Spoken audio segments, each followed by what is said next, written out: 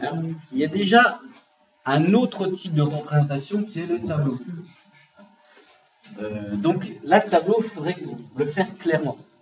Ce tableau, comment il va se construire? Il se construit parce qu'il y a deux critères qui sont effectivement le sexe, homme-femme, et puis l'autre critère, c'est yeux bleus et yeux pas bleus. Donc, ça va nous faire un tableau comment? Un tableau avec deux entrées.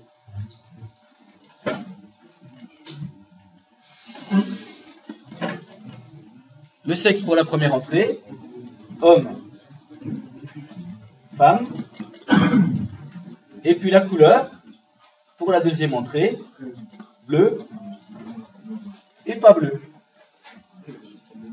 Alors, je vais prendre l'habitude, quand je veux le contraire de quelque chose, d'utiliser cette notation qui est bleu avec un trait au-dessus, pour dire c'est le contraire. Alors, pareil, dans ces tableaux, il ne faut pas oublier une autre colonne qui est très importante, c'est le total, exactement. Et si vous prenez cette habitude de représentation, vous allez voir que ça va se faire, mais alors, très facilement. Donc, vous voyez, c'est juste, quelque part, c'est s'organiser correctement. On s'est organisé tout à l'heure en faisant un arbre, là, on s'organise en faisant un tableau. Donc, maintenant, on va remplir ce que l'on sait. Dans une population de 40 hommes et 60 femmes. Alors déjà, on a une info. C'est quoi? C'est dans les totaux. 40 hommes, 60 femmes, et donc, bien sûr, 100 au total. Et donc, je remplis mon tableau au fur et à mesure que je lis l'énoncé. Alors, on observe que 50 personnes ont les yeux bleus. Donc, qu'est-ce que je vais mettre? 50 en tout, dans le total des yeux bleus. Et vous voyez que, comme je me suis organisé, si j'ai 50 là, ça veut dire que j'ai 50 de l'autre côté pour former les 100. Donc, il y a 50 personnes qui ont les yeux bleus. Donc, à chaque fois que je remplis une information, j'en ai d'autres qui se déduisent, sans que j'ai à tout penser. Je n'ai qu'à observer mon tableau. Et c'est ça qui est intéressant d'avoir une structure de l'information de ce type-là. Alors, ensuite, 60% des hommes ont les yeux bleus. Alors, c'est vrai que ça, ces phrases, elles sont délicates. Il faut bien faire attention, dès qu'on vous donne un pourcentage, de voir à quoi il se réfère. Et ça, c'est source d'erreur. 60% des hommes. Donc, qu'est-ce qu'on regarde? On regarde les hommes, donc on va regarder les 40. 60% des 40. Donc 60% des 40, donc c'est les 40 hommes, ça nous fait 4 x 6, 24. 24 hommes, alors 24 hommes qui ont quoi? Qui ont la particularité d'avoir les yeux bleus. Donc j'écris 24 hommes qui ont les yeux bleus. Et à partir de là, j'en déduis tout bêtement que 16 hommes, eh bien, n'ont pas les yeux bleus. Et je n'ai pas besoin de réfléchir. J'ai juste à compléter tranquillement mon tableau. Voilà. Et vous voyez, il n'y a plus d'autres informations dans mon énoncé. Et pourquoi? Non. Oui. C'est ça, parce qu'on n'en parle pas dans l'énoncé. Mais pourquoi je n'ai pas d'autres informations sur, tiens, tant de pourcentage de ceci? Mais parce que maintenant, par le calcul, je peux trouver le reste. Je n'ai pas besoin d'avoir d'autres informations. Je le fais par le calcul, c'est-à-dire ici, on a 26 pour faire 50. Et là, et c'est là où on voit si on ne s'est pas trompé ou pas. Il faut que je complète pour faire 60 et il faut que je complète pour faire 50. 34. Et vous voyez que ça marche. Et quand on s'est trompé, ça ne marche pas. Si là j'ai 60 et là j'ai 40, c'est que je me suis planté. Donc voilà, j'ai rempli mon tableau. Et maintenant, ça va être plus simple de calculer les probabilités. Alors, quelle est l'expérience aléatoire ici? C'est de prendre une personne au hasard. Voilà. Cette personne au hasard, ensuite, on va s'intéresser à des événements. Mais mon expérience, c'est je prends une personne au hasard. J'ai combien d'issues? Ben, cette expérience. si mon expérience, c'est je prends une personne au hasard. Il y a combien d'issues possibles? Il y en a 100. Il y a 100 issues. Parce que j'ai 100 personnes différentes.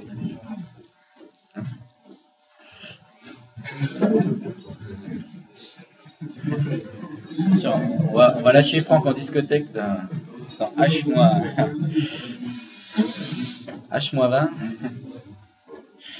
Bien. Donc, j'ai une expérience aléatoire avec 100 issues. Chaque issue a autant de chances d'être réalisée.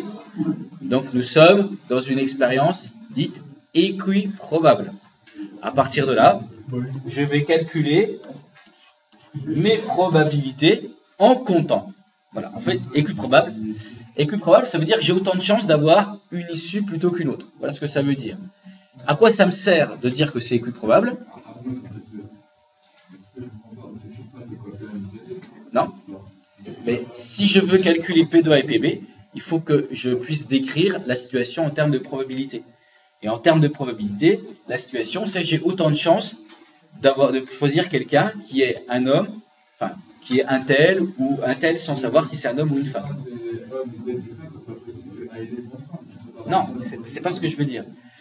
Ce que je veux dire, c'est quand je réalise mon expérience, imaginons que j'ai des fiches dans une urne. Donc je tire une urne au hasard. Je n'ai pas été influencé par le fait que la fiche que j'ai choisie, c'était celle d'un homme, d'une femme, de quelqu'un qui a les yeux bleus, de quelqu'un qui n'a pas les yeux bleus. Par contre, si on me dit, si tu arrives à choper quelqu'un, à prendre la feuille de quelqu'un qui a un homme qui a les yeux bleus, et puis qu'en fait, je vois les gens, et puis que je tire pas dans l'urne, mais que je me promène, et puis je vais dire, je vais choisir par exemple, alors déjà, je vais mettre toutes les femmes de côté, et puis j'essaie de regarder les yeux, puis bon, je sais pas, je vais avoir des chances qui vont être transformées. Les probabilités que je vais calculer là, si je vois les gens, ce seront plus les mêmes. Parce qu'il n'y aura plus l'équiprobabilité. Je n'aurai plus autant de chances d'avoir un homme qu'une femme, parce que si on me dit je te donne 10 €, si tu me choisis un homme qui a les yeux bleus, et que je vois les gens, bah, évidemment je ne vais pas choisir les femmes, donc je ne serai plus sur 100. Je serai sur autre chose. Et c'est ce dont on va parler justement. Alors, la probabilité que la personne choisie soit un homme. Alors, c'est 40 sur 100, donc 4 dixièmes, donc 2 cinquièmes. Mais je préfère, dans un premier temps, à chaque fois dire, alors que vous allez me dire, oui, mais vous voulez toujours simplifier, c'est vrai. Mais pour bien qu'on comprenne, c'est pour qu'on comprenne que là, il s'agit bien d'une situation équiprobable. J'ai 40 hommes par rapport à 100 personnes en tout. Et quand je fais ça, c'est parce qu'il y a équiprobabilité. Sinon, je ne ferai pas ça, je ferai autrement. Donc la probabilité que l'événement A se réalise, c'est 2 cinquièmes. Alors, un homme aux yeux bleus. Donc là, je regarde mon tableau et j'ai 24 hommes aux yeux bleus. Et c'est 24 parmi donc les 100. Donc 24 sur 100, qui se simplifie en, oui, voire 6 sur 25. Mais si on mettait 24 centièmes. Alors, là, ça va. Le C, c'est pareil. La probabilité d'événement C, que ce soit une femme aux yeux bleus, donc pas de souci, femme aux yeux bleus, 26, hein, c'est ici, 26 sur 100. Donc là, 13 cinquantièmes. Jusque-là, pas de souci. Par contre, là où ça devient un petit peu plus subtil, et c'est là où je veux en venir, et c'est la première fois qu'on va être confronté à cette situation-là, c'est l'événement D. On veut choisir quelqu'un qui a les yeux bleus, pardon, mais sachant que c'est une femme. Qu'est-ce que ça veut dire, ça?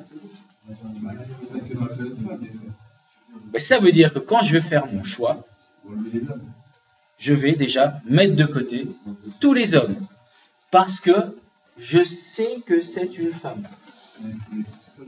Donc on n'est plus sur 100, mais on est effectivement sur 60. Et ça, c'est ce qu'on appelle une probabilité conditionnelle. C'est-à-dire que je conditionne mon expérience à la réalisation d'un autre événement. Cet événement, c'est lequel? C'est avoir une femme. J'ai choisi une femme. Je l'ai déjà choisi. Donc, je conditionne avec l'événement. Alors, c'est quoi l'événement à obtenir, choisir une femme? Quel est l'événement choisir une femme ici? Alors ça, c'est la probabilité. Mais est-ce que vous pourriez me décrire avec les lettres qui sont ici l'événement choisir une femme ou obtenir une femme dans le tirage? Très bien, Franck. Bravo. C'est Abba. Ah, mais il est doué. Hein. Bon, il fait un peu le malin comme ça, mais il est doué. Abba, c'est choisir, obtenir une femme. Donc, je conditionne la probabilité d'avoir quelqu'un aux yeux bleus au fait que j'ai choisi une femme. Alors là, ça fait un mot un peu compliqué, tout ce que je viens de dire. Concrètement, en termes de calcul, vous l'avez dit, la probabilité de l'événement D sera tout simplement... Alors déjà, on sait qu'on va diviser non pas par 100, mais par 60, puisque nous choisissons dans l'ensemble des femmes. Donc je n'ai que 60 résultats possibles. Cette fois-ci, j'en ai plus 100. Oui. Attends, tu vas répondre à ça.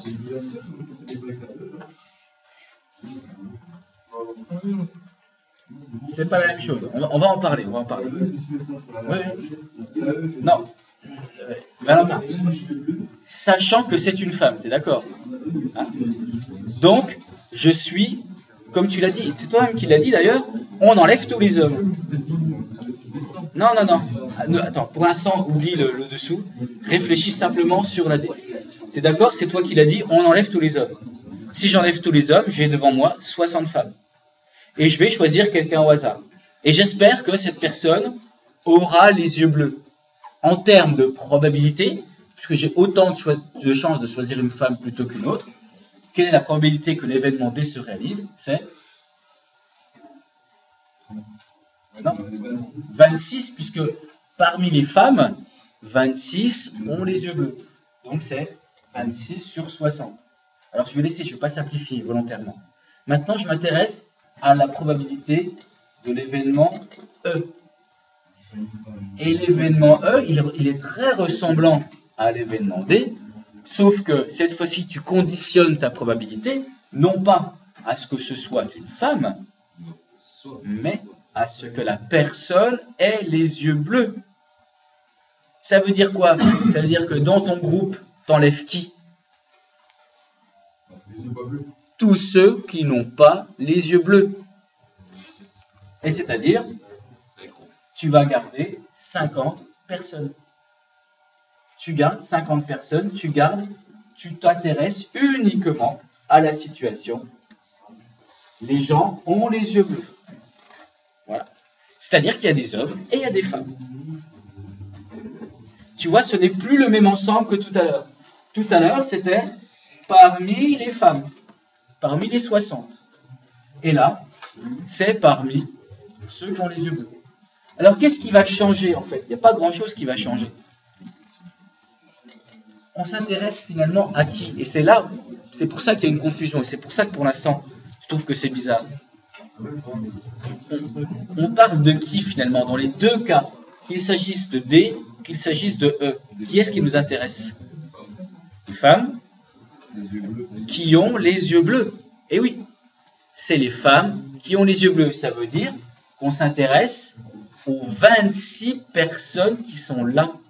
Et ce sont les mêmes. Sauf que ces 26 personnes qui sont là, dans un premier temps, je les compare par rapport aux femmes, alors que maintenant, dans l'événement E, je les compare par rapport à ceux qui ont les yeux bleus. Donc ici, P de E, si je dois calculer P de E, c'est toujours 26, mais sur 50 cette fois-ci. D'accord? Et pour couronner le tout, je vais donner un autre événement. C'est l'événement A bar inter B.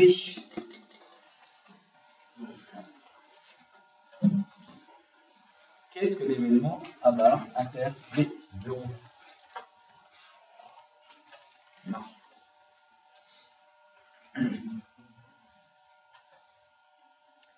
Qu'est-ce que A bar? C'est écrit au-dessus. C'est choisir une femme. B. Oh ben, oh bon sang. Excusez-moi. Ah oui, mais non, j'ai dit une grosse bêtise. B, c'est un homme aux yeux bleus. Mais non, pardon. Oui. Donc, pardon. Bon, je laisse tomber. Ça vaut 0, vous avez raison. Alors, je vais m'intéresser à un autre événement. Tant pis, je vais l'appeler F. Et l'événement F,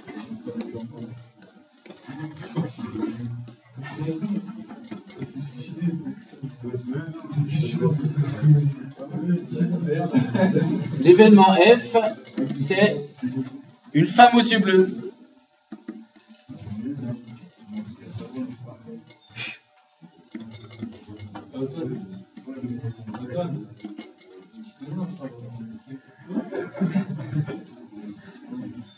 Une femme aux yeux bleus. Alors, calculer la probabilité d'obtenir une femme aux yeux bleus. Ah, ça dépend pour qui.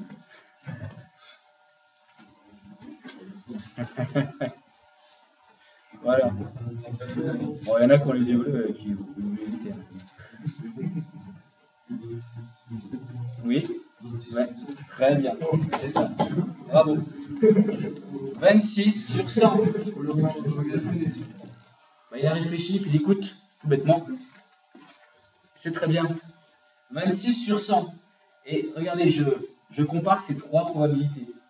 Et vous voyez, elles commencent toutes par le même calcul, 26, 26, 26, parce que dans les trois cas, on parle des mêmes personnes, des femmes aux yeux bleus. Et la dernière que je vous ai demandé de calculer,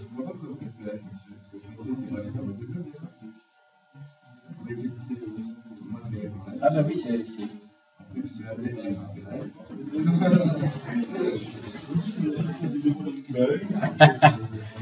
parce que j'ai pas lu, voilà.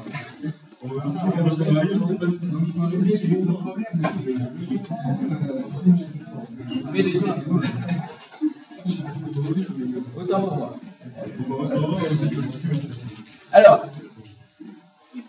donc ce qu'on vient de calculer ici avec D, avec E, ce sont des probabilités dites conditionnelles. Alors voilà comment on va les écrire. Donc, je vais reprendre les deux événements qui m'intéressent. J'ai l'événement C. Alors, ça c'est choisir une femme.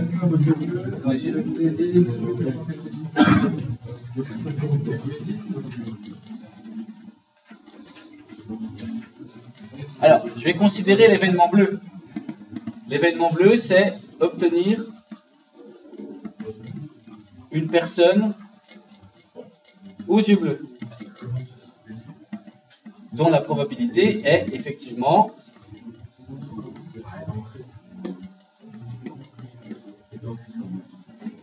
50 sur 100. Et puis je vais m'intéresser à l'événement. Alors je ne vais pas l'appeler A bar parce que c'est un peu pénible. Je vais l'appeler F, celui-ci. Ça, ce sera, moi, ça va dire quelque chose. Choisir une femme.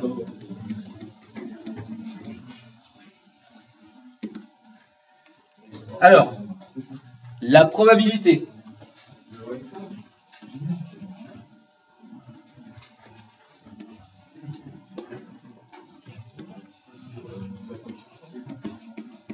La probabilité de choisir une femme, sachant qu'elle a les yeux bleus,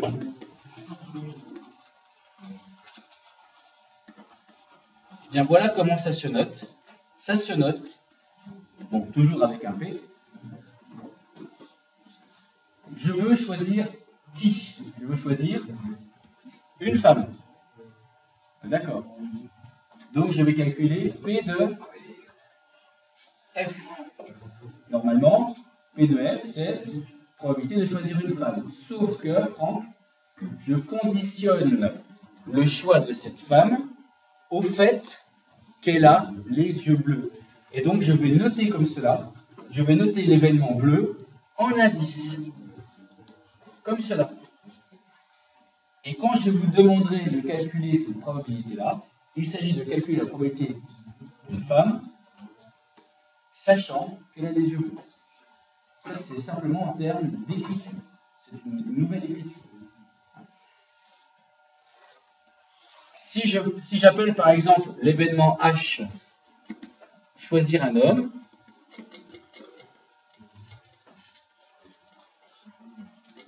comment vous m'écriveriez la probabilité? Attends, je n'ai pas fini. La probabilité d'avoir une personne aux yeux bleus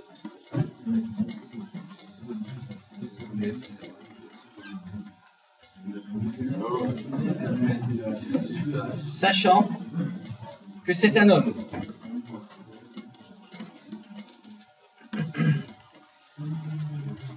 Alors, comment vous noteriez ça? Valentin. Très bien. Voilà. Eh bien, vous venez... Pardon? Oui, j'ai essayé de t'avoir, oui, c'est vrai. C'est bien, mais c'est très bien. Nous venons de décrire ce qui s'appelle des probabilités conditionnelles. Il existe maintenant une formule qui nous permet, en fait, de calculer ces mêmes probabilités en dehors d'un tableau. Pourquoi? Parce que, malheureusement, les choses ne vont pas se présenter aussi simplement dans un tableau où, finalement, comme vous l'avez vu, il suffit de regarder les lignes, de diviser par le total, et tout va bien.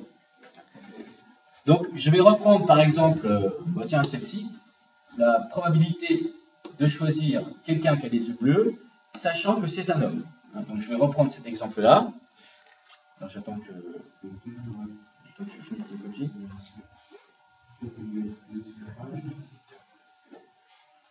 Alors, bon, je vais l'écrire ici. Dites-moi la valeur que ça donne, sans simplifier. La probabilité d'avoir quelqu'un qui a les yeux bleus, sachant que c'est un homme. D'après le tableau que vous avez sous les yeux. C'est 24 hommes qui ont les yeux bleus sur les 40 hommes. Jusque-là, tout va bien. Eh bien, regardez ce que je vais faire. Je vais faire un truc tout bête. Je vais garder ça, mais je vais diviser au numérateur et au dénominateur, je vais diviser par le nombre total. C'est-à-dire par 100 et par 100. Est-ce que ça change le résultat déjà? Est-ce que le résultat est changé? Le fait d'avoir divisé par 100 numérateur ou dénominateur? Non, ça ne change rien. Pourquoi je fais ça? Eh bien, regardez. Parce que ce faisant, je fais apparaître deux probabilités.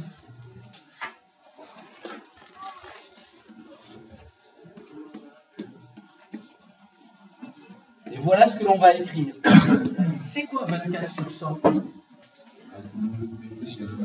C'est la probabilité d'avoir un homme aux yeux bleus. Et comment j'écris un homme aux yeux bleus? Avec des événements. Très bien. H, inter, bleu. Et là, j'écris P de H inter bleu parce que c'est sur 100. C'est pour tout le monde. Divisé par 40 sur 100.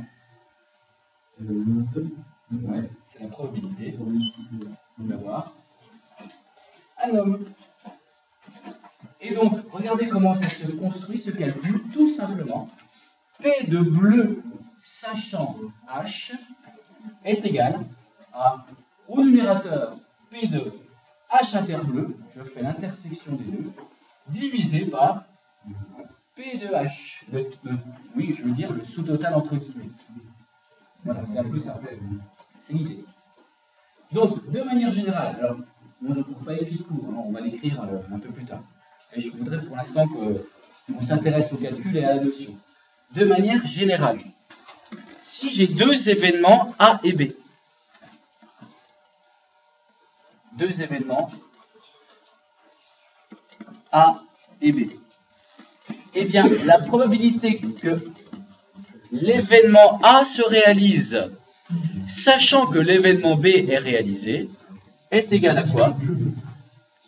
C'est égal à P de A inter B sur P de B.